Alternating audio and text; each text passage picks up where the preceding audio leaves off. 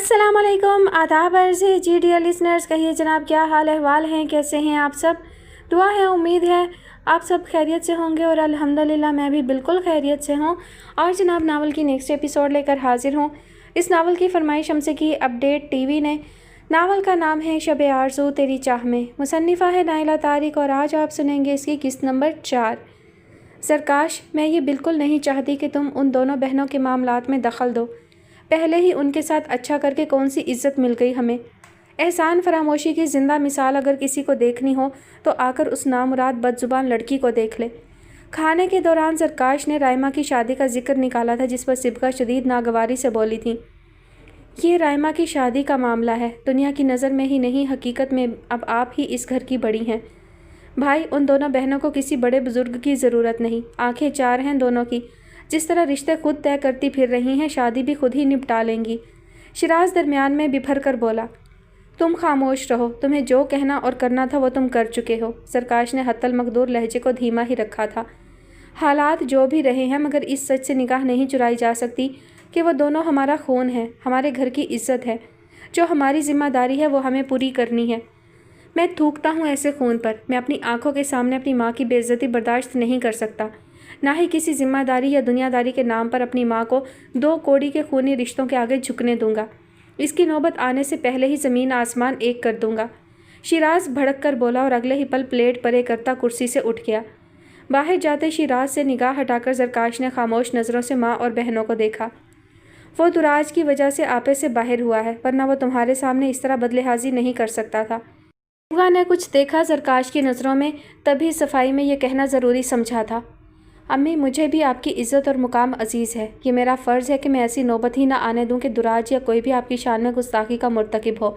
वो अपने लफ्ज़ों पर ज़ोर देता बोला, भाई आप दुराज को इतना नहीं जानते जितना कि हम उसे भुगत चुके हैं। उसका बस नहीं चलता कि अपनी ज़ुबान की तलवार से हमारे टुकड़े टुकड़े कर दे। इतनी नफ़रत भरी है उसके दिल में हमारे लिए। शिराज का गुस्सा जायज़ है। शिजरा ने साफ गोई से कहा, मैं सिर्फ ये चाहता हूँ कि राइमा के निकाह वाले दिन हमारी तरफ से किसी को मौका ना मिले उंगली उठाने का। सरकाश, क्या ये बेहतर नहीं कि तुम अपनी बहनों की फ़िक्र रखो।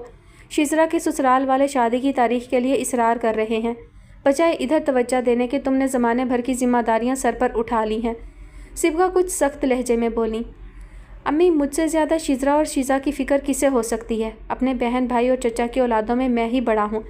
राइमा और दुराज की जिम्मेदारी असूलन भी मुझ पर ही आयद होती है। उनकी जिम्मेदारी से जान छुड़ाकर मैं आखिरत में अल्लाह को क्या जवाब दूंगा, अब्बू और चचा को क्या मुंह दिखाऊंगा। भाई, दुराज और राइमा बाजी ना समझ नहीं जो आप इतना उनके लिए जज्बाती हो रहे हैं। क्या आपने देखा नहीं दुराज ने अम्मी और शिराज से कितनी ज़ुबान दराजी की है। खामोश बैठी शिजा एकदम तल्ख लहजे में बोल उठी, अगर उस दिन दुराज की बात तहम्मुल से सुन ली जाती तो इस सब की नौबत ही नहीं आती जो हुआ था। सरकाश को कहना ही पड़ा, आपका मतलब यह है कि सारा कसूर हमारा है। हमसे ज़्यादा आपको उन दोनों की परवाह है तो साफ कह दें। शिजा के उखड़े लहजे ने जरकाश को दंग कर दिया था। शिजा, तुम चुप रहो, तुम्हें अपने बड़े भाई से इस तरह सवालों जवाब करने की कतई ज़रूरत नहीं। सिबका ने सख्ती से बेटी को टोका। सरकाश, देखा जाए तो मुझे तुम्हारी किसी बात के खिलाफ जाने का हक़ नहीं। इस घर के लिए और अपने बहन भाई के लिए बहुत कुछ किया है तुमने। हम पर फ़र्ज़ है कि तुम्हारी हर बात पर सर झुका दें। सिबका सर्द लहजे में बोली, अम्मी आप मुझे गलत ना समझे, ये सब कहकर आप मुझे शर्मिंदा ही नहीं गुनाहगार भी कर रही हैं। सरकाश ने दर्ज़दीदा नज़रों से उनको देखा। अम्मी, आप जानती हैं कि भाई कितने सादा हैं, सबके लिए अच्छा ही करना चाहते हैं। आप क्यों फिर इनसे बदगुमान हो रही हैं। भाई सिर्फ ये चाहते हैं कि हम राइमा के निकाह में शिरकत करें, वरना दुनिया वाले हमारे खिलाफ ही बातें बनाएंगे। वरना हमारा या भाई का क्या मुफाद इस सब में। और फिर राइमा से तो हमें कोई शिकायत भी नहीं है, उसने तो कभी आपके सामने नज़र तक नहीं उठाई। शिजरा ने बर वक्त दरमियान में बोलते हुए बात को संभाला, मैं इस बात से कब इनकार कर रही हूँ, मगर दुराज के मामले में कोई लचक मैं नहीं रखूँगी। बड़ा दिल जलाया है उस एहसान फरामोश ने मेरा। सिबका सुलग कर बोली, सरकाश, मुझे हमेशा तुमसे यही शिकायत रहेगी कि तुमने मेरी इजाज़त के बगैर उन दोनों की जिम्मेदारी अपने सर पर धर ली है। अम्मी, मेरी कोई जिम्मेदारी आपसे बढ़कर अहम नहीं, आप ये बात भी हमेशा याद रखिएगा। सरकाश के संजीदा लहजे पर सिबका खामोश रहीं। उन लड़कों के तेवरों से किसी संगीन सूरत हाल का खदशा दिल को मुट्ठी में जकड़ रहा था। शदीद खौफजदा होकर वह हाजिक के बाजू से लग गई थी। घबराओ मत, मैं तुम्हारे साथ हूँ, कुछ नहीं होगा। उसका बर्फ़ होता हाथ थपथपाकर हाजिक ने तसल्ली दी और फिर दोबारा उस लड़के की तरफ मतवज्जा हो गया जो उसे गाड़ी से बाहर आने का इशारा कर रहा था। निराशा नज़रों से रिजाब उस जानिब देख रही थी जहाँ वो लड़का हाजिक को ले गया था। 2 लड़के मजीद उनके पास जाकर खड़े हो गए थे। वो सब गाड़ी से इतने फासले पर थे कि रिजाब को उनकी बातें सुनाई नहीं दे सकती थीं। दिल ही दिल में उसने हाजिक की सलामती से वापस आ जाने की दुआएं मांगनी शुरू कर दी थीं, क्योंकि उसे अंदाज़ा हो रहा था कि हाजिक की उन लड़कों से बहस व तकरार शुरू हो चुकी है। हाजिक की पुश्त उसकी जानिब थी, मगर उन लड़कों के तेवर और इरादों को भांपना मुश्किल ना था। वह हाजिक से कहना चाहती थी कि वो लड़के जो कुछ मांग रहे हैं उनके हवाले कर दे, वरना उन लड़कों के पास हथियार यकीनन मौजूद होंगे। जो कुछ उनको चाहिए वो हथियार के ज़ोर पर भी छीन कर रहेंगे। उन सब से उलझना अपनी ज़िंदगी को दाव पर लगा देने के मतरादफ था। शहर में स्ट्रीट क्राइम की संगीनी से वो अच्छी तरह वाकिफ़ थी। खौफ और परेशानी से बेहाल होती वो मज़ीद गाड़ी में बैठी नहीं रह सकी थी। खौफ से बेकाबू होती धड़कनों के साथ वो लरजती हुई गाड़ी से उतरी थी, और यही वो लम्हा था जिसमें उसे किसी नाकाबिले तलाफ़ी और भयानक नुकसान का शिकार होना था। कभी कभी ऐसा गुमान होता है कि तकदीर और वक्त से बढ़कर जालिम और संगीन कोई और शय इस कायनात में नहीं। तकदीर और वक्त की मिली भगत काफ़ी है बेखबरी में इंसान को खाई में धकेलने के लिए। उनसे बढ़कर खामोश तमाशाई भी कोई और नहीं हो सकता। इंसान दावा नहीं कर सकता कि आने वाले वक्त उसके हक़ में है या खिलाफ। इंसान नहीं जान सकता कि तकदीर में उसके लिए क्या लिखा है। रिजाब ने भी बेखबरी में सड़क पर नहीं किसी रेंगते सांप पर पैर रख दिया था, जो बिलबिलाकर उसके पैर से लिपटता चला गया था, मगर वो बिल्कुल अनजान बस हाजिक की तरफ मतवज्जा थी। ताबक नमा कमरे की जर्द रोशनी में वो हलवे की प्लेट थामे अपनी माँ के करीब बैठी थी। अम्मी, थोड़ा सा हलवा और खा लो, कितने दिन बाद कोई मीठी चीज़ पकाई है मैंने, बस ये थोड़ा सा और। नवाला बनाए वो अपनी माँ से इसरार कर रही थी, जो गुमसुम दीवारें तकती मुंह खोलने के लिए तैयार ना थी।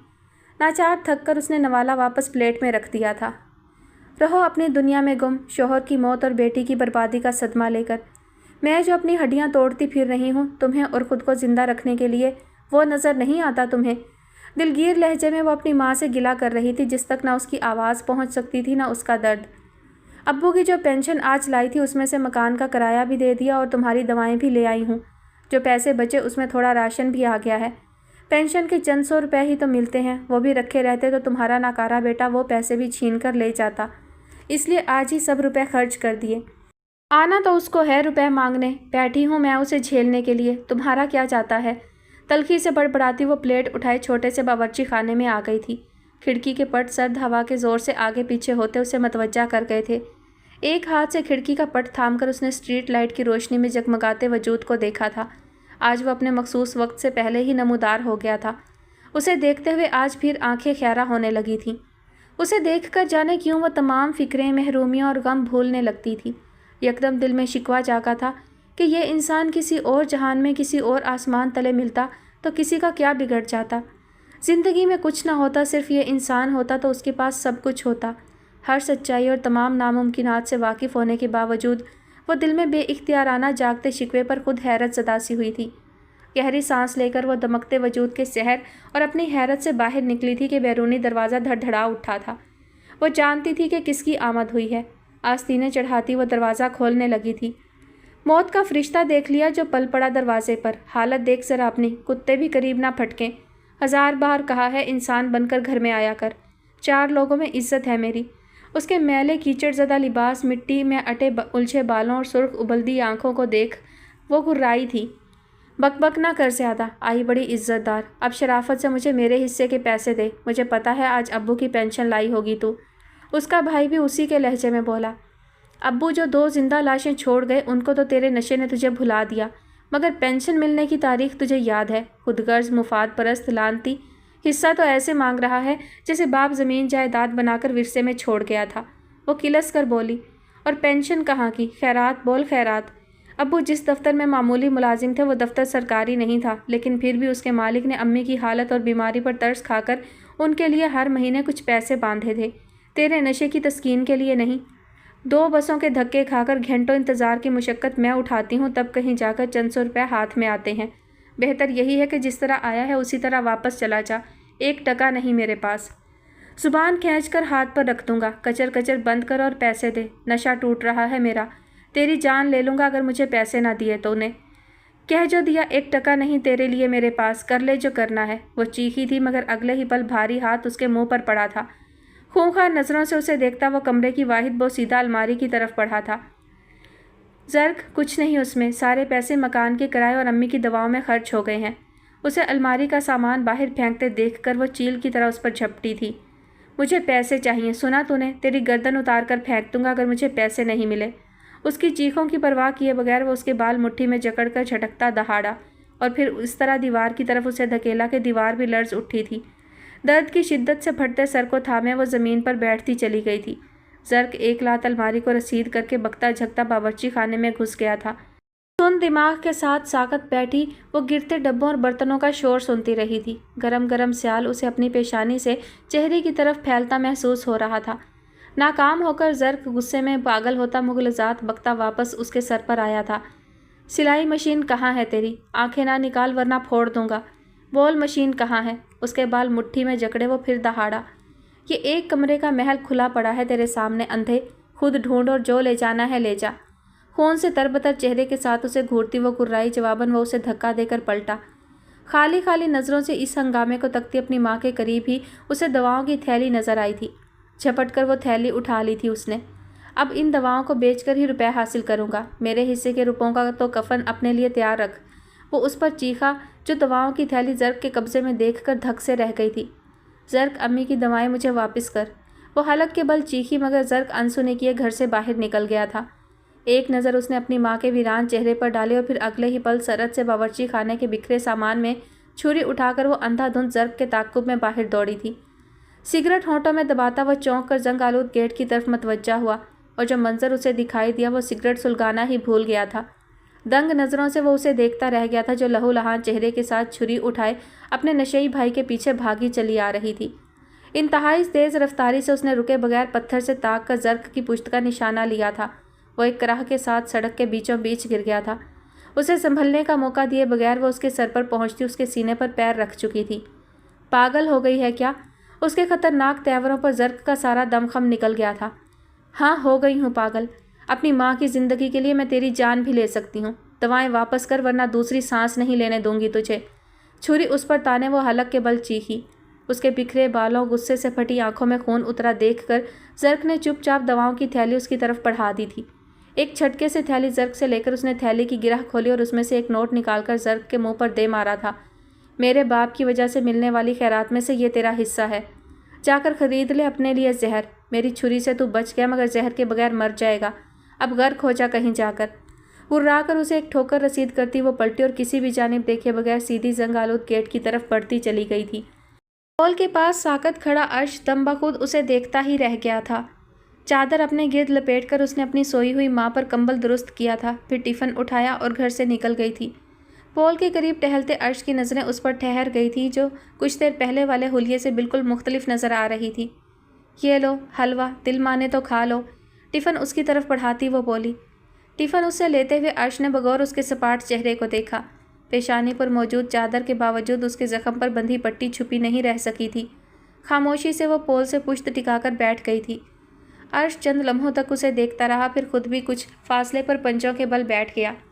हलवा मज़ेदार है, बहुत अरसे बाद खाने को मिला है। हलवा खाते हुए अर्श ने खामोशी तोड़ी। आज तुमने मुझे कुछ ज़्यादा ही हैरान कर दिया है। ज़ख्मी शेरनी भी कुछ नहीं तुम्हारे जलाल के सामने। वैसे क्या लेकर भाग रहा था वो? बेशरम को कुछ ना मिला तो अम्मी की दवाएं बेचने जा रहा था अपने नशे के लिए।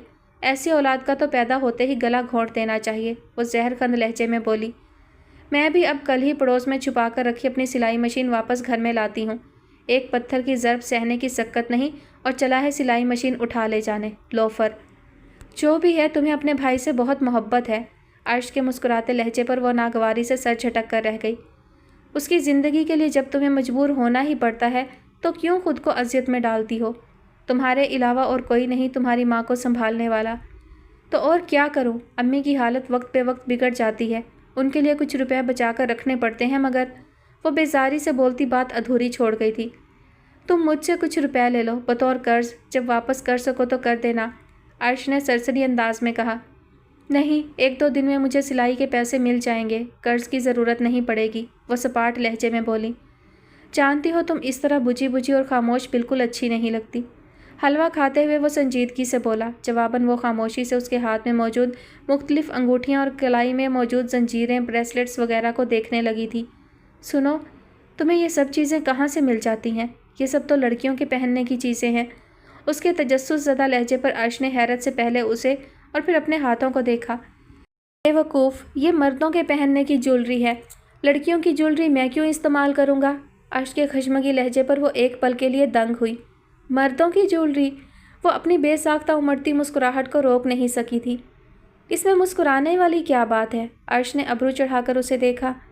کوئی فضول بات مت کرنا ورنہ یہ خالی ٹفن تمہارے سر پر ماروں گا۔ عرش کے وارن کرنے پر وہ بے ساختہ ہنسی تھی۔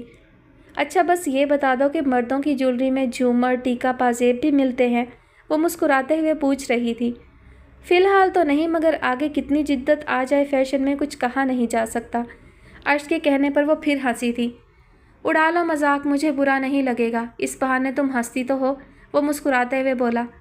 تم ایسا کیوں نہیں کرتی کہ میری گرل فرینڈ بن جاؤ؟ ویسے بھی میرا وقت بہت قیمتی ہوتا ہے۔ ہاں مجھے پتہ ہے تمہارا وقت ہی نہیں، تم خود بھی بہت قیمتی ہو، لیکن میرے ساتھ مسئلہ یہ ہے کہ تمہیں دینے کے لیے میرے پاس بہت سارے پیسے نہیں۔ وہ مسکراتے ہوئے بولی، لیکن اگلے ہی پل عرش کے بدلتے تاثرات پر اس کی مسکراہٹ غائب ہو گئی تھی۔ ٹفن اس کے سامنے رکھتا وہ تنے ہوئے چہرے کے ساتھ اٹھ کھڑا ہوا۔ حلوہ کھلانے کا شکریہ، اب تم یہاں سے جاؤ۔ اس کے سرد لہجے پر وہ کچھ کہتے کہتے رک کر سڑک کی طرف متوجہ ہوئی، جہاں سیاہ شیشوں والی لمبی سی کار آ رکی تھی۔ سنا نہیں تم نے؟ جاؤ یہاں سے۔ عرش کے یکدم سخت لہجے پر وہ چونک کر گاڑی سے نظر ہٹاتی اپنی جگہ سے اٹھی تھی۔ زنگ آلود گیٹ تک پہنچ کر اس نے پلٹ کر دیکھا، وہ کار بھی اب سڑک پر آگے بڑھتی جا رہی تھی۔ پول کے ارد گرد پھیلی تیز روشنی میں ہوا سے بکھرتے خشک پتوں کے سوا کچھ نہیں تھا۔ جانے کتنے لمحوں تک اس کی خالی نظریں پول کی جانب مرکوز رہی تھیں۔ صحن میں تاریکی اور مہیب سناٹا پھیلا ہوا تھا۔ دراج کی فکر میں اسے نیچے آنا پڑا اور اب بند دروازے کے پاس رکا وہ اندر سے دراج کی ابھرتی بلند سسکیوں اور کراہوں کو سنتا شدید مضطرب ہو رہا تھا۔ آج رائمہ گھر سے رخصت ہو گئی تھی۔ امان کی طرف سے چند خاص لوگ آئے تھے۔ بہت سادگی سے نکاح ہوا تھا۔ زرکاش کی وجہ سے ہی صحیح مارے باندھے سبکہ اپنی بیٹیوں کے ساتھ نکاح کے وقت موجود تھی، مگر رائمہ کے رخصت ہوتے ہی وہ شزرا اور شزا کو ساتھ لے کر اوپر اپنے پورشن میں چلی گئی تھیں۔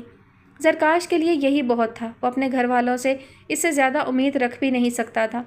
شیراز کی غیر موجودگی پر اسے کوئی حیرت نہیں ہوئی تھی۔ پڑوس میں رہنے والی رائمہ کی دوست اور اس کی ماں بہنوں نے دراج کو بہت اچھی طرح سنبھالا تھا، جو رو رو کر پچھلے 3 دنوں سے اپنے ساتھ ساتھ رائمہ کو بھی بے حال کرتی رہی تھی۔ امان اور اس کی بیوی ربیہ نے جاتے جاتے بھی دراج کو بہت دلاسے دیے، بہت پیار سے سمجھایا تھا، مگر اسے کہاں رائمہ کے بغیر صبر آنے والا تھا۔ رائمہ کی طرف سے زرکاش بہت مطمئن تھا۔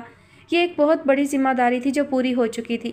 اللہ کے بعد وہ امان اور اس کی بیوی کا بھی شکر گزار تھا کہ ان دونوں نے رائمہ کی تعلیمی قابلیت کم ہونے پر کوئی اعتراض کیے بغیر اس کی باقی خوبیوں اور قابلیت کو پہچانا اور اسد جیسے قابل انسان کے لیے رائمہ کو فوقیت دی۔ دروازے پر دستک دے کر وہ اس کے کھلنے کا انتظار کرنے لگا تھا۔ تنہا دراج کو روتا بلکتا چھوڑنا اس کے لیے ممکن نہیں تھا۔ دراج اب مکمل اس کی ذمہ داری تھی، اور پھر بات صرف ذمہ داری کی نہیں رہی تھی۔ دراج وہ لڑکی تھی جو پاگل پن کی حد تک اس کے لیے حساس تھی، اپنی محبت کا مرکز اسے بنانے پر بضد تھی۔ اور پھر کچھ تقاضے دل کے، ضمیر کے بھی تو ہوتے ہیں۔ ایسے ہی تو وہ بے چین ہو کر اس کا درد بانٹنے نہیں آیا تھا۔ دروازہ کھلا تھا۔ اسے سامنے دیکھ کر وہ بمشکل آنسو ضبط کرنے کی کوشش کر رہی تھی۔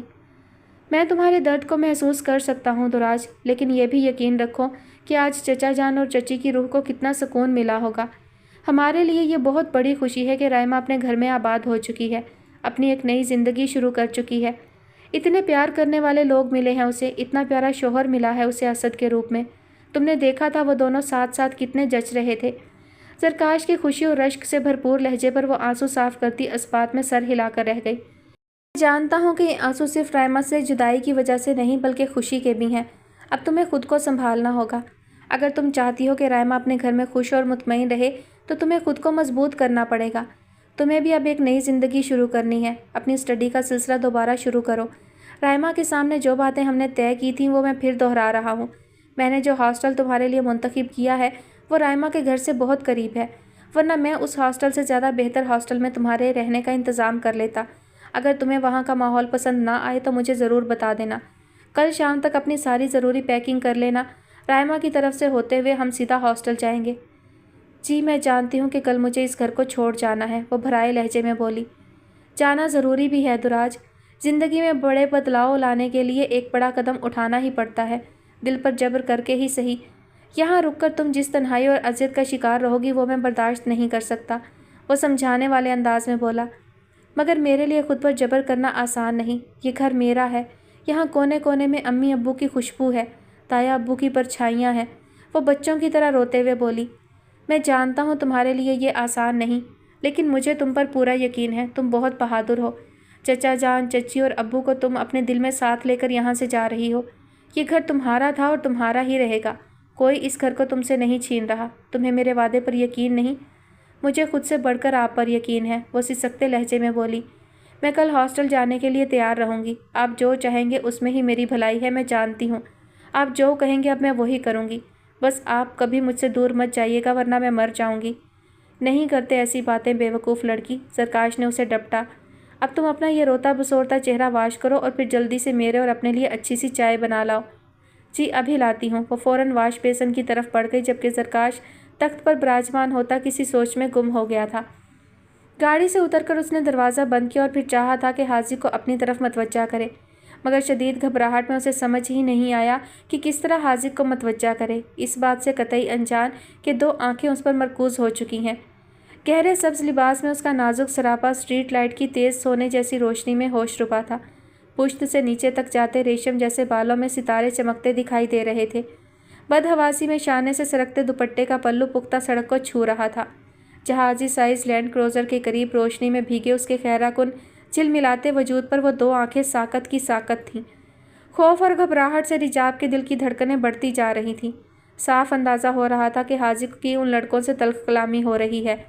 اپنے خوف اور اضطراب کو دباتے ہوئے وہ خود کو تیار کر رہی تھی کہ حاذق تک پہنچ جائے، ورنہ یہ تکرار حاذق کو ضرور نقصان پہنچا سکتی تھی۔ خود کو مضبوط کرتے ہوئے یکدم ایک عجیب سے احساس کے تحت وہ دائیں جانب متوجہ ہوئی تھی، جہاں موجود بائک کے پاس دو لڑکے کھڑے تھے۔ ان میں سے ایک کو اپنی جانب تکتا دیکھ کر رجاب کی سانس ہی رک گئی تھی، اور اس وقت تو دھڑکن بھی جب رجاب نے اس لڑکے کو اپنی جانب قدم بڑھاتے دیکھا تھا۔ وہ اپنی جگہ سے حرکت نہیں کر سکی تھی، نہ ہی قریب آتے اس لڑکے سے نگاہ ہٹا سکی تھی۔ خوف اور وحشت سے رجاب کی آنکھیں پھیلنے لگی تھیں۔ دھیرے دھیرے اپنی طرف بڑھتے اس لڑکے کے ہاتھ میں چمکتے ریوالور نے رجاب کے اوسان خطا کر دیے تھے۔ دہشت سے اس کا وجود کپ کپانے لگا تھا۔ گاڑی کے بند دروازے سے لگی وہ پھٹی آنکھوں سے اسے دیکھتی رہی تھی، جو آنکھوں ہی آنکھوں میں اسے نگلتا چہرے کے کرخت تاثرات کے ساتھ انتہائی قریب آ رکا تھا۔ خوف سے لرزتی رجاب کو اور تو کچھ نہیں سمجھ میں آیا تھا، بس وہ یہ کر سکی تھی کہ کانپتے ہاتھوں سے اپنے ایئر رنگز، گردن سے سونے کی زنجیر اور انگلیوں سے دونوں انگوٹھیاں اتار کر اس لڑکے کی جانب بڑھا دی تھیں، مگر وہ رجاب کے چہرے سے نظر ہٹا کر اس کے ہاتھ پر رکھے زیور پر ایک نگاہ بھی ڈالنے کے لیے تیار نظر نہیں آ رہا تھا۔ میرے پاس بس یہی سب ہے، خوف سے گھٹی آواز میں بمشکل بولتے ہوئے رجاب کی آنکھوں میں آنسو بھر آئے تھے، مگر اگلے ہی پل دل حلق میں آ گیا تھا جب اس لڑکے نے ریوالور کی نال تھوڑی سے ٹکا کر اس کے چہرے کو اوپر اٹھایا اور اسی کی ہتھیلی سے زیور اٹھانے کی بجائے اس کی کلائی انتہائی سختی سے پکڑ لی تھی۔ زیور کہاں گرے رجاب کو کچھ ہوش نہیں تھا، چیخیں حلق میں ہی گھٹ گئی تھیں۔ تڑپ کر اپنا ہاتھ چھڑانے کی کوشش میں اس کا چہرہ آنسوؤں سے تر ہو چکا تھا، سخت آہنی گرفت سے ٹوٹ کر کلائی میں چبھتی چوڑیوں نے اس کی اذیت کو بڑھا دیا تھا۔ اپنا ہاتھ آزاد کروانے کے لیے زور لگاتے ہوئے اس نے حاذق کو پکارنا چاہا تھا، مگر آواز حلق تک آ کر دم توڑ رہی تھی۔ تبھی وہ دوسرا لڑکا جو بائک کے ساتھ کھڑا یہ نظارہ دیکھ رہا تھا دوڑ کر اس کی جانب آیا تھا۔ یہ کیا کر رہے ہو، چھوڑو اسے، ہلکی آواز میں وہ لڑکا اس پر گرایا جو ایک ٹک رجاب کو دیکھتا اسے چھوڑنے کا ارادہ نہیں رکھتا تھا۔ چھوڑ دو اسے، اس بار اس لڑکے نے اپنے ساتھی کو رجاب سے دور ہٹانا چاہا تھا کہ اس جنونی لڑکے نے ریوالور کی ضرب اسے دے ماری تھی۔ رجاب کی مدد کے لیے آنے والا وہ لڑکا اس حملے کے لیے تیار نہیں تھا، لڑکھڑا کر وہ پیچھے کی طرف جا گرا تھا، مگر رجاب کو اس کی مداخلت نے بہت ہمت دے دی تھی۔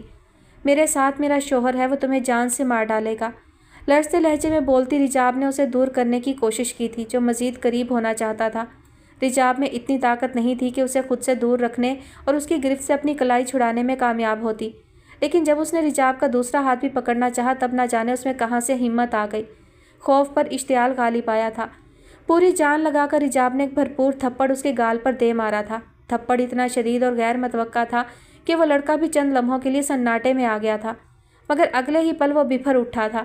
शदीद इश्तियाल में उसने रिजाब के बाल मुट्ठी में जकड़े और एक ही झटके में उसका चेहरा गाड़ी की विंडो के शीशे से इस कुव्वत से टकराया था कि शीशा भयानक आवाज़ के साथ टूटा था। उसी जनूनी अंदाज में वो वापस रिजाब का सर बाहर खींच कर निकालता। उस लम्हे होश में आया था जब खून के गरम गरम छींटे उड़कर उसके चेहरे और शर्ट पर लगे थे। रिजाब के खून आलूदा चेहरे को फटी आंखों से देखते हुए उसका सारा जुनून और इश्तियाल भग से उड़ गया था। ये सब बस चंद सेकंड में ही हुआ था। ये क्या कर दिया तुमने? वही दूसरा लड़का जो रिजाब को छुड़ाने आया था हलक के बल चीखता पीछे हटता चला गया, मगर वो बुत की तरह साकत खड़ा बस फटी आंखों से उस चेहरे को ही देख रहा था जिसका हर नक्श बिगड़कर सुर्ख चीथड़ों में तब्दील हो चुका था। पानी की तरह बहता गाढ़ा खून रिजाब की गर्दन और गिरेबान को भिगोता जा रहा था। उसके बालों को अपनी मुट्ठी से आज़ाद करता वो लड़खड़ाता हुआ पीछे हटा, जबकि रिजाब कटी शाख की मानिंद पुख्ता सड़क पर आ गिरी थी। कोई कराह तक उसके हलक से बरामद ना हो सकी थी। सर्दी की शिद्दत आज बला की थी। गेट से बाहर आकर उसने सड़क के दाएं बाएं देखा था। हर मंजर धुंध में लिपटा था। वजूद से लिपटी गर्म चादर में ठिठरती वो सड़क पार करती पोल के पास आ रुकी थी। चंद लम्हे वो मुंतजिर रही थी, मगर फिर दरख्त के तारीक साए से गुजरती खुरदरी बाउंड्री के करीब पहुंच गई थी। बुझे बुझे से चांद की मध्यम रोशनी में वो बाजुओं का तकिया बनाए बाउंड्री पर चित लेटा आसमान को ही तक रहा था। कदमों की आहट पर वो उसकी तरफ मतवज्जा हुआ। इस दर्द की दुनिया से गुजर क्यों नहीं चाहते? ये लोग भी क्या लोग हैं? मर क्यों नहीं चाहते? इस्तेहज़ाइया लहजे में शेर गोई करता वो उठ बैठा था। क्यों मरे लोग? अल्लाह की ज़ात पड़ी, ये दर्द कुछ भी नहीं उन लोगों के लिए जिन्हें अल्लाह की रज़ा राज़ी रखती है। और फिर दुनिया में दर्द ना हो, सुख ही सुख हो, तो ये जन्नत ना बन जाए? कुछ फासले पर बैठती वो बोली, अल्लाह पर इतना यकीन है तो क्यों वावेला मचाती हो तकलीफ़ों पर? वो इस्तेहज़ाइया लहजे में बोला, क्योंकि मैं इंसान हूँ, फरिश्ता नहीं। तकलीफ़ पर वावेला करती हूँ, कुफर तो नहीं बकती।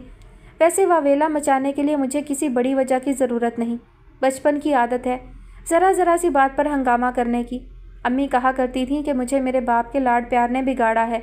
वो मुस्कुराते हुए बोल भी रही थी और साथ साथ छोटी सी केतली में से चाय डिस्पोजेबल ग्लास में उंडेल रही थी। तुम ये क्यों लाई हो? इस सर्दी में तुम्हें ज़िंदा रखने के लिए। तुम्हारी मामा को तुम्हारी बहुत ज़रूरत है। चाय उसकी तरफ बढ़ाती वो बोली, वो तो ठीक है, लेकिन मुझे चाय सिर्फ अपनी मामा के हाथ की पीने की आदत है। वो साफ कोई से बोला, सिर्फ चंद घूंट ले लो, अच्छी ना लगे तो छोड़ देना। उसके लहजे में दबे इसरार पर अर्श ने भाप उड़ाती चाय का ग्लास थाम लिया। फ़िक्र मत करो, मैंने इस चाय में ऐसी कोई चीज़ नहीं मिलाई जो तुम्हें नुकसान पहुँचाए। अपनी चाय का ग्लास उठाती वो बोली, मुझे नुकसान पहुँचाकर तुम्हें क्या मिल जाएगा? अर्श ने उसे देखा। तुम्हारी कीमती ज्वेलरी। उसके बरजस्ता जवाब पर वो मुस्कुराकर सर झटकता चाय के सिप लेने लगा। कल मैंने बस यूं ही मजाक में एक बात कह दी थी, मगर तुम बुरा मान गए। क्या तुम ऐसे ही हमेशा छोटी छोटी बातों पर गुस्से में आ जाते हो? बात छोटी नहीं लगी थी मुझे। मजाक में तुम बात को किसी और रुख पर ले गई थी जो मुझे अच्छा नहीं लगा था। अर्श के संजीदा लहजे पर वो खामोश रही। तुम्हारी माँ कैसी हैं? अर्श ने पूछा। ठीक हैं वो, और तुम्हारी मामा? वो भी ठीक है। अर्श के जवाब पर उसने सर हिलाया और हवा के तेज़ हो जाने वाले झोंकों से लहराती शाखों की सरसराहटों को सुनने लगी। आज तुम यहाँ क्यों छुपे हो? यकदम याद आने पर वो पूछ बैठी। कुछ देर तन्हाई में आराम करने का मूड था, इसलिए। तुम्हें कैसे पता चला कि मैं यहाँ हूँ? जवाब के साथ वो सवाल कर गया। तुम्हारी खुशबू से, वो बोली। तुम बहुत महंगी खुशबू इस्तेमाल करते होगे, पता है। मुझे नींद में भी ये खुशबू महसूस होती है। अपने इर्द गिर्द पूरी तरह चौंक जाती हूँ मैं। उसके सादा से लहजे पर अर्श ने बगौर उसके चेहरे को देखा था, जहाँ सादगी और हैरत के सिवा कुछ और ना था। एक दिन मैं भी ऐसी ही खुशबू खरीदने के काबिल हो जाऊँगी। मुझे बहुत पसंद है इत्र, फूल, परफ्यूम। उसके लहजे में छलकती हसरत पर उसके शौक़ के साथ उसकी गुर्बत भी वाज़े कर रही थी। एक बात कहूँ, इसे याद रखना, तुम्हें किसी खुशबू की ज़रूरत नहीं। अपनी पाकीज़गी की खुशबू को बस हमेशा बचा कर संभाल कर रखना, क्योंकि ये इतनी अनमोल खुशबू है कि जिसे मुझ जैसा इंसान सारी दुनिया की दौलत देकर भी नहीं खरीद सकता। अर्श के संजीदा लहजे में कुछ ऐसा था जो वो चंद लम्हों तक खामोशी से बस उसे देखती रही। तुम सारा दिन कहाँ गुजारते हो? खामोशी से घबराकर वो बोल उठी। गैराज में, बहुत बड़े गैराज में काम करता हूँ मैं। वाकई? वो बेयकीन सी हुई। हाँ, मुझे शुरू से ही गाड़ियों में दिलचस्पी रही है। गाड़ी पर हाथ रखकर मैं उसकी खराबी का पता लगा लेता हूँ। वो फ़ख्रिया लहजे में बोला। कमाल है, तुम तो बहुत हुनरमंद निकले। हाथ लगाते ही गाड़ी में क्या खराबी है तुम्हें पता चल जाता है। जादू है क्या तुम्हारे हाथ में? जादू नहीं, महारत। वैसे जादू तो तुम्हारे हाथ में है। चाय ज़बरदस्त थी, देखो पूरा ग्लास खाली कर दिया मैंने। उसे ग्लास लहराने पर वो मुस्कुराई। आज सर्दी बहुत ज़्यादा है, मुझे अंगीठी जलाकर कमरे को गर्म करना पड़ेगा। ये ठंड अम्मी की सेहत के लिए ठीक नहीं। कुछ तशवीश से बोलती वो अर्श की तरफ मतवज्जा हुई। तुम्हें भी ऐसी सख्त सर्दी में घर पर ठहरना चाहिए था। आज तुमने जैकेट पहन रखी है और मुझे लग रहा है कि तुम्हारी तबीयत बेहतर नहीं। हाँ, कुछ ऐसा ही है। मैं भी ये सोच रहा हूँ कि हॉस्पिटल में मामा से मिलता हुआ घर ही चला जाऊँ। अर्श के कसरमंदी से कहने पर वह खुश हो गई थी।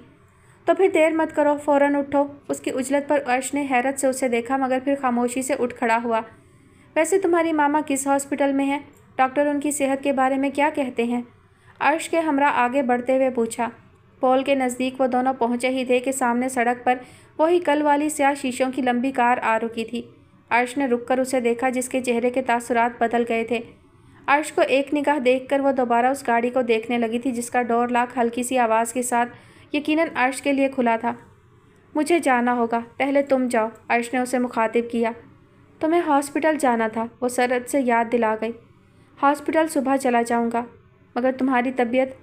तुम्हें मेरी फ़िक्र करने की ज़रूरत नहीं, अपने काम से काम रखो। मेरे लिए इस वक्त पैसा मेरी ज़िंदगी से ज़्यादा अहम है। अर्श ने गुस्सीले लहजे में उसे झिड़का था। तो मुझे क्यों तंतना दिखा रहे हो? जाओ जहाँ जाना है मेरी बला से। सुर्ख चेहरे के साथ बोलती वो रुकी नहीं, पलट कर भी उसे नहीं देखा था जो गाड़ी में बैठ चुका था। अपना सारा ज़रूरी सामान समेटकर बिल आखिर वो अब इस घर से जाने के लिए बज़ाहिर बिल्कुल तैयार थी। अपने बैग तख्त पर रखकर वो खुद भी तख्त के किनारे बैठी वीरान नज़रों से सहन के कोने कोने को देखती, दिल में मौजज़न जज्बात के तूफ़ान दबाए रखना चाहती थी। सुबह से कई बार राइमा उसे फ़ोन कर चुकी थी। उसका इसरार था कि वो असद को घर भेज देती है ताकि दुराज उसके हमरा आ जाए, मगर दुराज ने उसे मना कर दिया था। वो जानती थी कि राइमा उससे मिलने के लिए किस कदर बेचैन होगी, मगर वो ज़रकाश के साथ ही राइमा के ससुराल जाना चाहती थी। आज वहाँ वलीमे का एहतमाम भी सादगी से हो रहा था।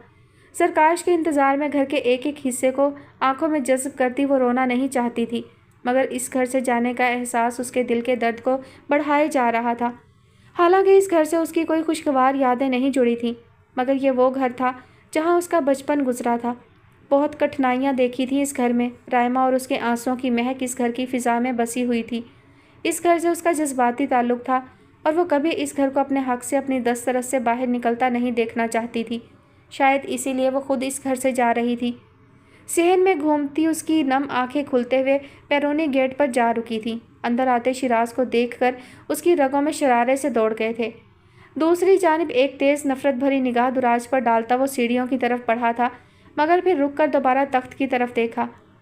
अच्छा, तो आज हमारा घर तुम्हारे गलीज़ वजूद से पाक हो जाएगा। मुज़हका उड़ाने वाले अंदाज में बोलता वो तख्त के करीब आया। वैसे तो तुमने बड़ा शोर मचा रखा था इस घर पर, सिर्फ तुम दो बहनों का हक़ है, हम तुम दोनों का हक़ मार रहे हैं, नाजायज़ कब्ज़ा करके बैठे हैं तुम्हारे बाप के घर पर, वगैरह वगैरह। अब कहाँ गया वो सारा तंतना? कहाँ गई वो कंधे पर लटकती ज़ुबान? ज़ुबान के तल्ख़ तंज़िया लहजे पर वो बस लब भींचे उसे देखती रही। एहसान मानो मेरे भाई का, एक को इज़्ज़त से रुखसत कर दिया, अब तुम भी जा रही हो अपना मुँह काला करके। जिस किस्म के करतूत हैं तुम्हारे, देखना सारी ज़िंदगी तुम्हारी हॉस्टलों में गुजरेगी, जनाजा भी तुम्हारा वहीं से निकलेगा। मैं ज़रूर आऊँगा कंधा देकर तुम्हें कब्र में उतारने, तुम्हें ज़मीन में दफन करके मिट्टी डालने की मेरी हसरत पूरी हो जाएगी। तब तक अपनी शक्ल ना दिखाना। जहरखंद लहजे में बोलता वो यकदम चुप हुआ था, जब खिलाफ़े तवक्का दुराज भड़कने के बजाय अजीब से अंदाज में मुस्कुराती उसके मुकाबिल खड़ी हुई थी। कौन पहले कब्र में उतरता है या उतारा जाता है, ये तो यकीन से कोई नहीं कह सकता, लेकिन ये यकीन रखो कि मेरी शक्ल तुम्हें सारी ज़िंदगी देखनी भी पड़ेगी और बर्दाश्त भी करनी पड़ेगी। तेज़ नज़रों से उसकी आंखों में देखती वो बोली, और ये तो क़यामत तक नहीं हो सकता कि इस घर से मेरा हक़ ख़त्म हो जाए। आग लगाकर हवा देना तुम्हारी खसलत है, तो मेरी रगों में भी वही खून दौड़ रहा है। मुझे तो बस पेट्रोल छिड़कने से गर्ज है। वैसे तुम्हारी खुशफहमियों पर मुझे हंसी भी आ रही है और तरस भी। तुम्हें अगर ज़रा भी अंदाज़ा होता कि मैं क्या कुछ कर चुकी हूँ और क्या कुछ करने का इरादा रखती हूँ, तो तुम्हारे पैरों के नीचे से ज़मीन निकल जाए। उसकी चुभती नज़रों और दिल जलाने वाली मुस्कुराहट से ज़्यादा उसके ज़ूमानी जुमलों ने शिराज को हत्थे से उखाड़ दिया था। बेकार की बकवास सुनने का वक्त नहीं मेरे पास। तर्स खुद पर खाओ। इतनी हकदार होती तो सामान समेटकर इस घर से ना निकल रही होती। शिराज, क्या बात है? ऊपर से आती सिबगा की आवाज़ पर दुराज ने भी सर उठाकर उनको देखा। ताई अम्मी, मैं शिराज को अल्लाह हाफिज़ कह रही थी बस। आप भी कहा सुना माफ़ करना, ज़िंदगी और मौत का कोई भरोसा नहीं। बोलते हुए उसने शिराज को भी देखा और लबों में मुस्कुराहट दबाए दाएं आंख एक पल के लिए बंद करती उसे अंगारों पर लौटा गई थी। शिराज, तुम ऊपर आओ फ़ौरन। दुराज को नज़रअंदाज करती सिबका ने गुस्से में शिराज को हुक्म दिया। लानत है तुम्हारी ज़िंदगी पर। शिराज हकारत से उसे देखता सीढ़ियों की तरफ बढ़ गया, जबकि वो गहरी सांस लेकर वापस तख्त पर बैठ गई। ज़रकाश जानता था कि ये लम्हे उस पर बहुत भारी हैं, इसलिए वो इतनी उजलत में दुराज को लेकर घर से निकला था कि उसे पलटकर एक नज़र घर देखने का मौका भी नहीं मिला था। बज़ाहिर वो पुरसकून थी। बहुत कुछ हासिल करने का अज़म दिल में हो तो खुद पर जबर करना ही पड़ता है, और दुराज के साथ कुछ ऐसा ही मामला था। पता नहीं कितनी देर तक रायमा ने उसे खुद से लिपटाए रखा। दुराज तो उसके झिलमिलाते चेहरे और चमकती आंखों की दिलकशी को हैरानी से देखती रह गई थी। इतनी हसीन रायमा पहले कभी नहीं लगी थी। एक ही दिन की जुदाई में वो सर से पैर तक बदल चुकी थी। ऐसी खुशी से भरपूर मुस्कुराहट दुराज ने पहले कभी उसके लबों पर खिलती नहीं देखी थी। मौका मिलते ही दुराज अपनी हैरत का इजहार रायमा से कहे बगैर ना रह सकी थी। शादी बंधन ही ऐसा है दुराज, जो इंसान में क्या उसकी ज़िंदगी में भी बड़े बड़े बदलाव ले आता है। ये ताल्लुक़ ऐसा ही प्यारा और मुक़द्दस है। जब तुम्हारी शादी हो जाएगी तब तुम भी मेरी तरह बदल जाओगी। रायमा मुस्कुराते हुए उसे समझा रही थी, जिसकी हैरान नज़रें रायमा पर से हट नहीं पा रही थीं। बजिया, इस सब का मतलब ये है कि असद भाई बहुत अच्छे हैं। जी, रायमा ने हंसते हुए उसके चेहरे पर प्यार से चपत लगाई। अगर ज़रकाश भाई ना होते तो मैं कभी तुम्हारी तरफ से इतना मुतमईन ना हो पाती। दुराज, उनको बिल्कुल तंग मत करना। कोई ऐसा काम ना करना जो मुझे उनकी नज़रों में शर्मिंदा कर दे। हॉस्टल में अच्छे से रहना, मैं वहाँ आती रहूँगी। तुम जब चाहो मुझे फ़ोन करना, मैं ख़ुद तुम्हें हॉस्टल लेने आऊँगी। घबराना बिल्कुल नहीं, खूब दिल लगाकर पढ़ना, डिग्री लेनी है तुम्हें, याद है ना। रायमा के कहने पर उसने मुस्कुराते हुए इस बात में सर हिलाया। ज़रकाश के हमरा जब वो हॉस्टल पहुंची तो साथ रायमा और असद भी थे। हॉस्टल की पहली रात उसके लिए बहुत मुश्किल और हौलनाक साबित हुई थी। इत्तेफाक से फ़िलवक्त कोई रूममेट भी नहीं थी। तन्हा अजनबी माहौल में उसे दीवारों से भी खौफ महसूस हो रहा था।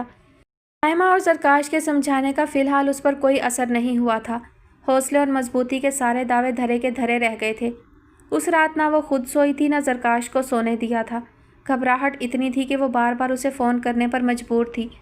हर बार ज़रकाश किसी भी झंझलाहट या नागवारी के बगैर उसकी घबराहट और खौफ को दूर करने की कोशिश करता रहा था, और इसी में सुबह हो गई थी। वादे के मुताबिक सुबह जब वो जलती आंखों और भारी सर के बावजूद हॉस्टल पहुंचा तो दुराज के धुआंधार रोने पर वो बिल्कुल हैरान नहीं हुआ था। दुराज से उसे यही उम्मीद थी। वहशत से फटी आंखों से वो उसके बेजान बेहिस्सो हरकत वजूद को देख रहा था। तभी वो धौंकने की तरह चलती सांसों के साथ उस शख्स की तरफ मतवज्जा हुआ जो चिल्लाता हुआ उसी जानिब दौड़ा आ रहा था। शदीद वहशत और घबराहट में वो 2 कदम पीछे हटता रिवाल्वर का रुख दौड़कर आते हाजिक की तरफ कर गया। रुक जाओ वहीं, वो दहाड़ा और अगले ही पल फायर की तेज़ भयानक आवाज़ गूंज उठी थी। हाजिक जहाँ था वहीं साकत रह गया था।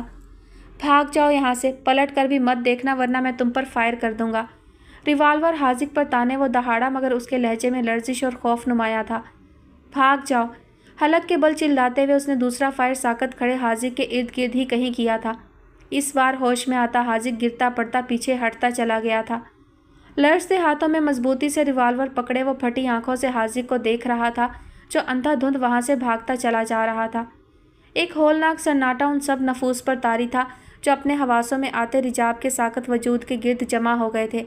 रिवाल्वर हाथ में पकड़े वो एक ही पोजीशन में खड़ा सब्ज लिबादे में बेहिस्सो हरकत पड़े वजूद को देखता पसीने में शराबूर हो चुका था। तुमने हम सबको मुश्किल में डाल दिया है। मैंने कितना रोका था तुम्हें, क्या तुम पागल हो गए थे? मुझ पर भी हमला किया तुमने। उसका साथी उस पर चीख उठा। ये रिवाल्वर मेरे बाप का है, तुमने 2 फायर कर दिए, उनको पता चल गया तो मेरी खाल उतार देंगे। एक लड़का गुस्से से चीखता उससे रिवाल्वर छीन गया। मैंने मना भी किया था तुम सबको कि इस किस्म के एडवेंचर्स में ना पड़ो, अब पड़ गए लेने के देने। इसने फंसा दिया हम सबको अपने साथ। एक और लड़का उस पर चीखा, मगर वो कुछ सुन ही कहाँ रहा था। इस गाड़ी के लिए बहस कर रहे थे उस आदमी से। अब खड़ी है सामने गाड़ी, इस पहाड़ को छुपाओगे कहाँ?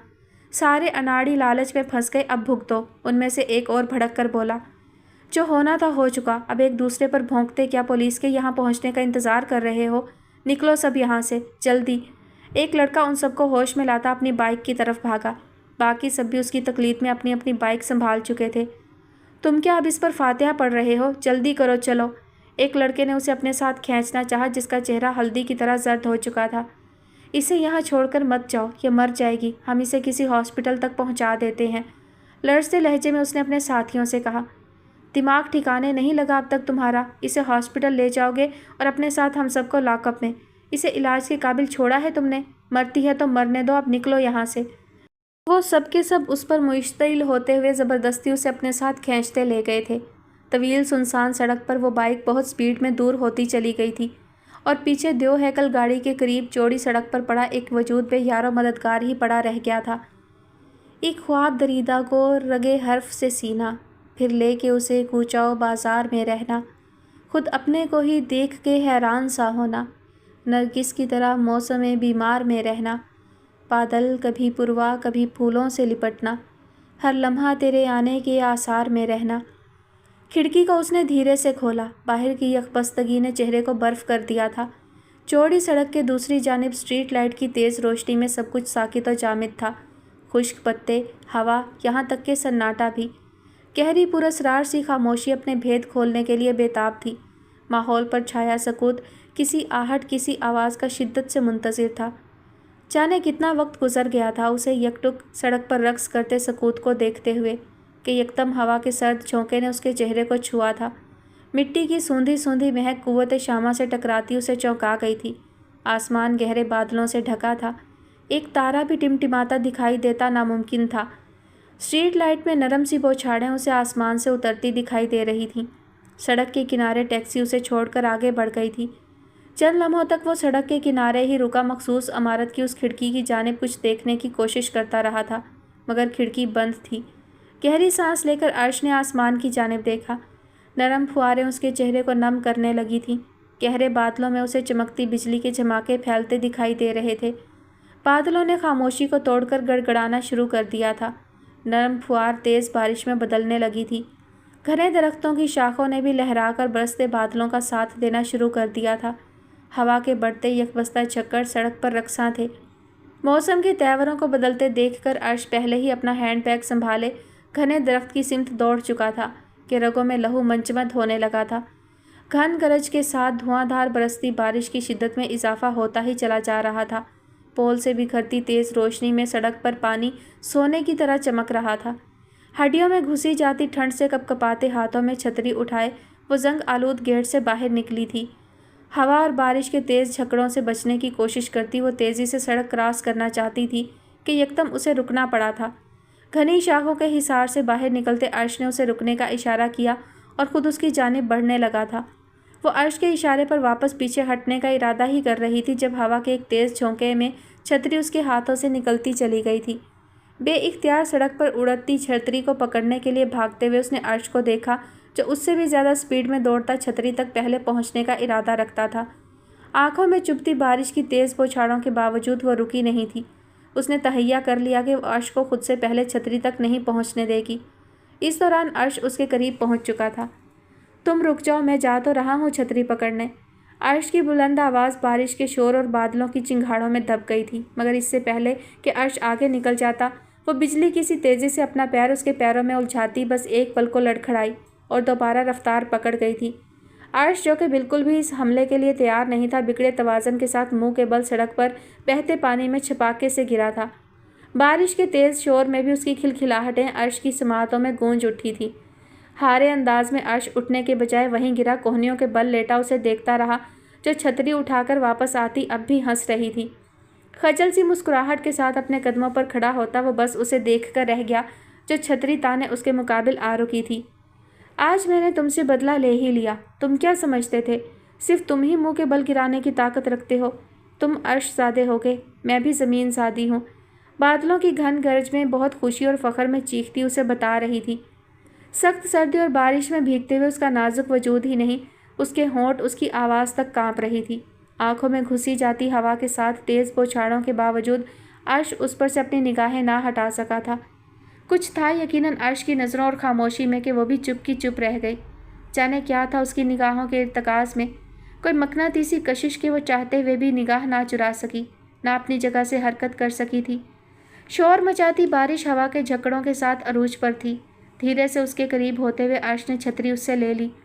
دھواں بارش اب نگاہوں کے ارتکاز میں حائل نہیں ہو سکتی تھی، مگر دوسری جانب وہ عجیب سا خوف محسوس کرتی وہاں سے بھاگ جانا چاہتی تھی، مگر قدم زمین نے جکڑ رکھے تھے۔ بے تحاشا دھڑکتے دل کے ساتھ اسے اپنے شرابور اور بے ترتیب حلیے کا احساس ہوا تھا۔ لرزتے ہاتھ سے اس نے شانے پر لٹکتی چادر درست کی، مگر اگلے ہی پل دھڑکن تھم سی گئی تھی۔ آنکھیں عرش پر ساکت رہ گئی تھیں جو اس کا ہاتھ اپنی گرفت میں لے چکا تھا۔ اس نے چاہا کہ اپنا ہاتھ اس کی نرم گرفت سے نکال لے۔ یہ مشکل نہ تھا، مگر جانے کیوں وہ ایسا نہیں کر سکی تھی۔ رکی سانسوں سے وہ بس اسے دیکھ رہی تھی، جو دھیرے سے اس کا ہاتھ اپنے دل کے مقام پر رکھ کر خاموش نگاہوں سے اسے دیکھتا بہت کچھ کہہ رہا تھا۔ اس کی پرحدت گرفت میں اپنے یک ہاتھ کی ہتھیلی پر وہ اس کے دل کی ایک ایک دھڑکن کو محسوس کر رہی تھی۔ دھڑکنوں کی آواز بڑھتی جا رہی تھی۔ اسے اپنی ہتھیلی جھلستی محسوس ہو رہی تھی۔ مضبوط ہاتھ کی گرفت میں ایسی حدت تھی کہ برف جیسی ہواؤں اور دھواں بارش میں بھی وجود پگھلنے لگا تھا، اور پھر دل بھی۔ بادلوں کی تیز گرج اسے کسی سحر سے آزاد کروا گئی تھی۔ جانے کتنے لمحوں کے بعد وہ سانس لے سکی تھی۔ دھیرے سے اپنا ہاتھ عرش کی گرفت سے نکالتی وہ 2 قدم پیچھے ہوتی چھتری کے حصار سے نکل گئی تھی۔ عرش کی پرتپش نگاہوں نے اس کے چہرے کو انگارہ کر دیا تھا۔ ایسی غضبناک طوفانی بارش میں بھی اس کے وجود کو دہکا چکی تھیں۔ وہ شاید اب کبھی اس کی نگاہوں کے حصار سے نکلنے میں کامیاب نہیں ہو سکتی تھی۔ اسے یوں دوبارہ بارش میں بھیگتا دیکھ کر عرش چھتری کے ساتھ اس کے قریب ہوا ہی تھا کہ وہ کرنٹ کھا کر وہاں سے بھاگی تھی۔ چہرے سے ٹکراتی تیز بوچھاڑوں میں اب کوئی چبھن نہ تھی۔ سڑک پر سونے کی طرح چمکتے پانی میں بھاگتے ہوئے اسے اپنا وجود ہواؤں میں اڑتا محسوس ہو رہا تھا۔ سرد راتوں میں برستی بارشیں ہمیشہ بہت خوشگوار اور خوبصورت ہوتی ہیں، دن کی بارشوں سے کہیں زیادہ۔ ربیہ کیک بنانے میں ایکسپرٹ تھیں۔ دراج کی نگرانی میں کیک بنانے کا شوق پورا کر رہی تھی۔ کیک اوون میں منتقل کر کے وہ فارغ ہوئی تھی کہ ربیہ کی بیٹی اسے بلانے آ گئی کہ رائمہ نے اسے بلایا ہے۔ کمرے میں داخل ہو کر اس نے حیرت سے رائمہ کے بجھے چہرے کو دیکھا۔ کسی سوچ میں گم، سیل فون ہاتھ میں پکڑے وہ دراج کی آمد سے بھی بے خبر تھی۔ بجیا، کیا ہوا؟ سامنے بیٹھتی دراج نے اسے چونکایا۔ کس کا فون تھا؟ کسی کا نہیں، میں نے کال کی تھی زرکاش بھائی کو، سوچا آج ہی ان سے بات کر لوں۔ رائمہ کے بتانے پر اب کے وہ چونکی۔ پھر کیا کہا انہوں نے؟ کیا کہنا تھا، مجھے ڈانٹ دیا انہوں نے، بہت ناراض ہو رہے تھے۔ رائمہ کے افسردہ لہجے پر اس کے تاثرات بگڑے۔ آپ نے کہا کیا تھا ان سے؟ یہی کہ اسد چاہتے ہیں دراج ہمارے ساتھ ہمارے گھر میں رہے، ہاسٹل میں نہیں، مگر انہوں نے سختی سے انکار کر دیا۔ آپ یہ بتائیں کہ میرے لیے کوئی فیصلہ کرتے ہوئے آپ کو زرکاش بھائی کی اجازت کیوں درکار ہوئی؟ وہ ہوتے کون ہیں انکار کرنے والے اور میری مرضی کو نظر انداز کرنے والے؟ دراج ہتھے سے اکھڑی۔ دراج وہ ہمارے بڑے ہیں، ان کو تمہارے ہی نہیں میرے معاملے میں بھی بولنے کا حق حاصل ہے۔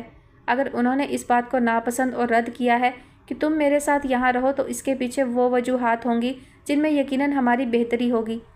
جہنم میں ڈالیں ان سب وجوہات کو۔ جب اسد بھائی راضی ہیں، آپ راضی ہیں اور میں بھی، تو اس آدمی کو درمیان میں آنے کا حق کس نے دیا؟ وہ میرا باپ نہیں ہے جو میری رائے جانے بغیر میرے لیے فیصلے اور فتوے جاری کرے گا۔ وہ مشتعل ہو کر بولی۔ دراج اس طرح نہیں کہتے، یہ بہت غلط بات ہے۔ زرکاش بھائی نے جو کہا اسے بھی غلط نہیں کہا جا سکتا۔ رائمہ نے اسے ٹھنڈا کرنے کی کوشش کی، مگر وہ بات کاٹ گئی۔ مجھے اس شخص کے صحیح غلط سے کوئی سروکار نہیں۔ کیا آپ بھی یہی چاہتی ہیں کہ میں اس ہاسٹل میں سڑتی مرتی رہوں؟ ان کے گھر والے میرے راستے میں کانٹے بچھاتے رہیں اور اب وہ خود کانٹا بن کر میرے حلق میں اٹک رہے ہیں۔ آپ کے اور میرے لیے اگر انہوں نے کچھ اچھا کر دیا ہے تو اس کا یہ مطلب نہیں کہ وہ ہماری موت زندگی کے بھی مالک بن گئے۔ وہ ہمارے لیے جو کر رہے ہیں اپنی عاقبت سنوارنے کے لیے کر رہے ہیں، اپنی ماں اور بھائی بہنوں کی زیادتیوں کا ازالہ کر رہے ہیں۔ وہ سرخ چہرے کے ساتھ بولتی چلی گئی غصے میں۔ دراج، اللہ کے لیے زرکاش بھائی کے خلاف ساری بدگمانی دل سے نکال دو۔ تم ان کو اچھا نہیں کہہ سکتی تو برا بھی نہ کہو، رائمہ نے سختی سے اسے ٹوکا۔ ان کا انکار پتھر کی لکیر نہیں بن گیا جو میں چپ ہو کر بیٹھ جاؤں گی۔ میں تو خود یہ چاہتی ہوں کہ تم میرے قریب میری آنکھوں کے سامنے رہو۔ اسد بات کریں گے زرکاش بھائی سے اور پھر امان بھائی بھی تو ہیں، مگر میں پہلے خود زرکاش بھائی کو قائل کرنا چاہتی ہوں۔ آپ کو جو کہنا تھا آپ کہہ چکی ہیں۔ یہ میرا معاملہ ہے اور اس میں پہلے مجھے بولنے کا حق ہے۔ آپ ان کی کسی بات سے اختلاف نہیں کر سکتی، یہ میں اچھی طرح جانتی ہوں، لہٰذا اب میں خود ان سے بات کر کے اپنا فیصلہ سناؤں گی۔ قطعی لہجے میں بولتی وہ اٹھ گئی تھی۔ رائمہ کے روکنے پر بھی رکی نہیں تھی، کمرے سے نکلتی چلی گئی تھی۔ رائمہ کے لاکھ سمجھانے کے باوجود ہاسٹل پہنچ کر بھی اس کا غصہ ٹھنڈا نہیں ہوا تھا۔ بے چینی سے اپنے روم میں ٹہلتی وہ بار بار وال کلاک کی سمت دیکھتی، زرکاش کی کال کا انتظار کر رہی تھی۔ رات 11 بجے کے بعد ہی زرکاش کی مصروفیات ختم ہوتی تھیں اور اسی وقت اس سے وہ بات کر سکتی تھی۔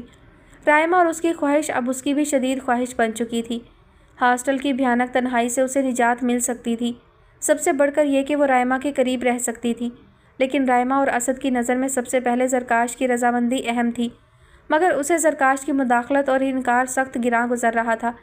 لیکن یہاں وہ یہ بھی سوچنے پر مجبور ہو رہی تھی کہ اس کا مستقبل اور کامیابیاں زرکاش سے وابستہ ہیں۔ وہ یہ رسک لے ہی نہیں سکتی کہ اس کے کسی بھی عمل سے بدظن ہو کر زرکاش اس پر سے اپنا ہاتھ اٹھا لے۔ وہ رائما کے ساتھ رہنے کی شدت سے خواہاں تھی، مگر وہ اس کی اور اس کے شوہر کی ذمہ داری نہیں بننا چاہتی تھی۔ سوچنے کا وقت ملا تو غصہ ٹھنڈا بھی ہوا، بلکہ دماغ نے کام کرنا شروع کیا۔ جذبات میں آ کر وہ اپنے ہی پیر پر کلہاڑی مارنے کی غلطی نہیں کر سکتی تھی۔ فون پر آنے والی کال نے اسے سوچوں سے نکالا تھا۔ تم ہاسٹل واپس آ گئی؟ جی 1 گھنٹہ پہلے ہی۔ سوری آپ یہاں آئے اور میں بجیا کے گھر تھی، مجھے جانے سے پہلے آپ کو بتا دینا چاہیے تھا۔ اب یہ لاپرواہی تو تم سے سرزد ہو چکی ہے۔ بہرحال آئندہ خیال رکھنا، مجھے پتا ہونا چاہیے کہ تم ہاسٹل میں نہیں تو کہاں ہو۔ زرکاش کے سنجیدہ لہجے میں تاکید تھی۔ جی آئندہ خیال رکھوں گی، بمشکل ناگواری چھپائے وہ بولی۔ تم جانتی ہو آج رائما نے مجھ سے تمہارے بارے میں کیا بات کی تھی؟ وہ خود ہی موضوع پر آیا تھا۔ جانتی ہوں زرکاش، مگر اس میں خرابی کیا ہے جو آپ منع کر رہے ہیں؟ وہ بلا جھجک اسے نام سے مخاطب کرتی بول اٹھی تھی۔ صرف اسد بھائی ہی نہیں، ربیہ بھابھی بھی چاہتی ہیں کہ میں ان سب کے ساتھ رہوں۔ میں آپ کے کسی فیصلے سے اختلاف نہیں کرنا چاہتی، مگر جب مجھے موقع مل رہا ہے تو 12 بجے کے قریب ہونے کا، تو اسے نظر انداز کر کے ہاسٹل میں رہنا میرے لیے اور مشکل ہو رہا ہے۔ دراج مجھے تم سے کم از کم اس بے وقوفی کی امید نہیں تھی۔ اسد کے مخلص ہونے میں مجھے کوئی شک نہیں، اس کا ایسا چاہنا بھی غلط نہیں کہ تم سے اب ایک رشتہ ہے اس کا، مگر میری غیرت اور خودداری یہ گوارا نہیں کر سکتی۔ اور تم بھی یہ کیسے قبول کر سکتی ہو کہ اپنی بہن کے ساتھ اس کے سسرال میں رہو؟ میں ابھی زندہ ہوں، نہ تم مجھ پر بوجھ ہو نہ ہی رائما تھی۔ اسد جیسا اچھا انسان رائما کے لیے نہ ملتا تو حالات دوسرے ہوتے، مگر اب رائما اپنے گھر میں ہے، اس گھر کے مکین تم سے کتنے ہی مخلص کیوں نہ ہو، مگر وہ گھر تمہارا نہیں ہے۔ آج سب یہ چاہتے ہیں کہ تم رائما کے ساتھ رہو، مگر کل اسی وجہ سے کوئی ایشو بھی تو اٹھ سکتا ہے، اور تمہارے یا رائما کے دل کو کوئی ٹھیس پہنچے یہ میں برداشت نہیں کر سکوں گا۔ حالات اور انسانی رویے ہمیشہ ایک جیسے نہیں رہتے، کبھی کبھی زیادہ قربت بگاڑ کا سبب بن جاتی ہے۔ کچھ رشتوں کے لیے ایک حد رکھنی ضروری ہوتی ہے تاکہ آپس کے بھرم نہ ٹوٹنے پائیں، محبت اور عزت قائم رہے۔ میں جانتا ہوں رائما سے الگ ہو کر اس ہاسٹل میں رہنا تمہارے لیے مشکل ہے، مگر اس کے ساتھ رہ کر ہو سکتا ہے کہ تمہیں کسی موڑ پر ایسی مشکل کا سامنا کرنا پڑ جائے جو زیادہ اذیتناک ہو۔ تو پھر کیوں آج ایسا قدم اٹھایا جائے جو آنے والے کل میں سب کو ایک دوسرے کے سامنے نادم کر سکتا ہے۔ اور جہاں تک بات ہاسٹل کی ہے تو کچھ وقت لگے گا ایڈجسٹ ہونے میں، لیکن یہ تبھی ہوگا جب تم ایڈجسٹ ہونے کی کوشش کرو گی۔ ہاسٹل میں بھی تم آزاد ہو، جب چاہو رائما کے گھر جاؤ یا اسے اپنے پاس بلاؤ۔ اچھا خاصا تم ذہنی طور پر ہاسٹل میں رہنے کے لیے تیار ہو چکی تھیں، مگر عین وقت پر یہ معاملہ اٹھا کر رائما نے مجھ سے زیادہ تمہیں ڈسٹرب کر دیا ہے۔ میں جانتا ہوں میری اس طرح دخل اندازی تمہیں اچھی نہیں لگ رہی، اس لیے تم چپ ہو، لیکن مجھے تم سے زیادہ تمہاری خودداری اور امیج کی پرواہ ہے۔ اس کی خاموشی کو محسوس کر کے وہ بولا، میں اس لیے چپ ہوں کہ میں اپنی کیفیت آپ کو نہیں سمجھا سکتی۔ ہاسٹل میں ایڈجسٹ کرنے کی تلقین کرنا آپ کے لیے آسان ہے، مگر میرے لیے یہ کوشش آسان نہیں۔ بجیا سے میں جب چاہوں مل سکتی ہوں، ان کے پاس جا سکتی ہوں، مگر آپ کو صرف سوچ ہی سکتی ہوں۔ وہاں گھر پر میں جب چاہتی آپ کو دیکھ سکتی تھی، یہ سکون تھا کہ آپ اور میں ایک ہی گھر میں سانس لے رہے ہیں، مگر وہ سکون بھی اب نہیں رہا۔ آپ کے پاس مجھے سوچنے کا وقت نہیں، لیکن میرے سر پر دن رات آپ کا خیال سوار رہتا ہے، لیکن آپ یہ سب نہیں سمجھیں گے۔ میرے جیسا دل ہوتا تو سمجھتے، نہیں ہے تو کیا سمجھیں گے؟ لہجے کی نمی چھپائے بغیر وہ بولی، یہ تو ماننا پڑے گا تمہارے جیسا پیارا مگر ضدی دل میرے پاس نہیں، لیکن میں سب سمجھتا ہوں، اسی لیے صبح شام تمہارے پاس دوڑا آتا ہوں۔ کچھ دن بعد تمہاری کلاسز شروع ہو جائیں گی، کالج اور کتابوں میں الجھ کر تمہیں میرے لیے بھی وقت نکالنا مشکل ہو جائے گا، پھر میں تم سے شکایت کروں گا۔ آپ اس طرح باتوں میں میرے جذبات کو ہوا میں اڑا رہے ہیں اور کچھ نہیں۔ وہ درمیان میں بول اٹھی، ایسا بالکل نہیں ہے دراج، ایسا ہی ہے، میں صرف آپ کی ذمہ داری ہوں اور کچھ نہیں۔ آپ کے لیے دنیا داری اہم ہے، میں نہیں۔ اپنے گھر والوں کے راستے سے میرے نام کا کانٹا اٹھا کر آپ نے ہاسٹل میں پھینک دیا ہے، کسی سڑک پر نہیں، یہ بہت بڑا احسان کیا مجھ پر۔ وہ سلگ کر بولی، दुराज इस हद तक किसी से बदज़न नहीं होते, उस इंसान से तो बिल्कुल नहीं जिससे मोहब्बत हो। तुम सिर्फ मेरी जिम्मेदारी नहीं हो, मुझे तुम्हारी बहुत परवाह इसलिए है कि मैं तुमसे मोहब्बत करता हूँ। कोई मोहब्बत नहीं है आपको, मोहब्बत का दावा करने में आपको दुश्वारी होती है तो मोहब्बत कर कैसे सकते हैं? तुम इतने यकीन से कैसे कह सकती हो कि मुझे तुमसे मोहब्बत नहीं? अगर इसी बेयकीनी का इजहार मैं तुमसे करूं तो क्या तुम्हें तकलीफ़ नहीं होगी? वो नाराज़ी से बोला। आप बेयकीनी का इजहार किस पर्दे पर करेंगे? आप जानते हैं कि आपसे मोहब्बत होने का सबूत देने के लिए मैं अपनी कलाई काट सकती हूँ तो गर्दन भी काट सकती हूँ, और मैं तुम्हारे लिए अपनी शहरत काट सकता हूँ, तुम्हारे एक इशारे पर। इस सूरत में भी अगर तुम इसी तरह मेरी मोहब्बत को ज़िम्मेदारी का नाम देकर ताना देती रहीं तो। सरकाश के गहरे संजीदा लहजे पर वो खामोश रही थी। मोहब्बत की बुनियाद यकीन और एतबार पर कायम होती है दुराज, सबूतों पर नहीं। जिस दिन मेरे अमल में तुम्हें मोहब्बत महसूस ना हो उस दिन ज़रूर सबूत मांग लेना, और ऐसा दिन मेरी ज़िंदगी में तो कभी नहीं आएगा। तुम बहुत अजीज़ हो मुझे, बहुत प्यारी हो मुझे, एक वाहिद ऐसी खुशी हो जो बग़ैर किसी शराकत के सिर्फ मेरी है। तुम सीने से लगा कर रखने के लायक हो, लेकिन तुम्हें शोपीस बनाकर मोहब्बत के हिसार में महसूस कर लेने जैसी नाइंसाफ़ी मैं तुम्हारे साथ नहीं कर सकता। मैं तुम्हें दुनिया के साथ चलता हुआ और कामयाब होता देखना चाहता हूँ, बहुत मजबूत और पुरएतमाद देखना चाहता हूँ तुम्हें। मैं अपने लिए कभी अपनी ज़िंदगी नहीं जी सका, लेकिन मैं चाहता हूँ कि तुम अपनी ज़िंदगी को खुलकर जियो, अपने हिस्से की खुशियाँ हासिल करो।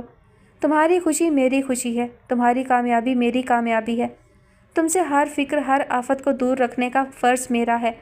बहुत मान से कह रहा हूँ तुमसे कि मेरी खातिर हॉस्टल में एडजस्ट करो, दिल लगा कर पढ़ो, खुश रहो, और बात बे बात इस तरह आंसू बहाने से बाज आ जाओ।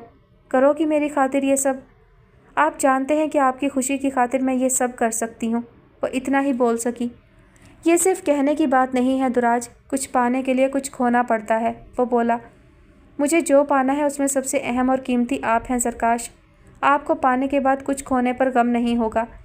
कुछ था उसके मध्यम लहजे में कि सरकाश फौरी तौर पर कुछ बोल नहीं सका।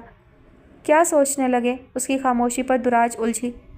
कुछ नहीं, कभी कभी तुम लाजवाब कर देती हो। वो गहरी सांस लेकर बोला, अच्छा ये बताओ रायमा की तरफ कब पहुंची थी? शाम में ही, बजिया ने कॉल की थी, असद भाई मुझे पिक करते घर ले गए थे। असद के साथ रायमा नहीं थी? असद भाई ऑफिस से वापसी में यहाँ आए थे। बजिया का उनके साथ यहाँ आना ज़रूरी है क्या? अरे बाबा ऐसे ही पूछ लिया, गुस्सा क्यों करती हो?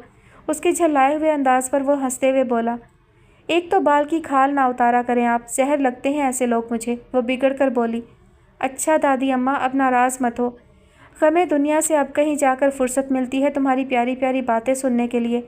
बताओ आप सारा दिन क्या किया? रायमा की तरफ वक्त कैसा गुजरा? मुस्कुराते लहजे में ज़रकाश ने उसका मूड बदलने की कोशिश की थी।